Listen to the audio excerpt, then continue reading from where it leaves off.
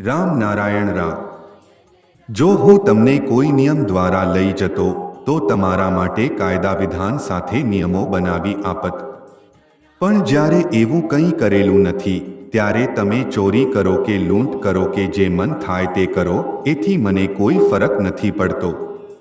પરંતુ એક બાબત યાદ રાખો, મારો વિયોગ ન થવો જોઈએ।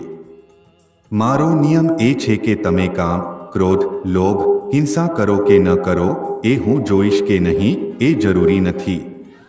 મારા માટે એટલું જ પૂરતું છે કે તમે સમાજ સાથે મળીને ચાલો। મારી આધ્યાત્મિક શક્તિ કે મારી લેવાની શક્તિમાં અહીંની કોઈ પણ વસ્તુ અવરોધ ન ઊભો કરી શકે, પરંતુ અવરોધ ફક્ત ત્યારે જ આવશે જ્યારે એન્ટીફોર્સ આવી વાત કહીને છોડે છે।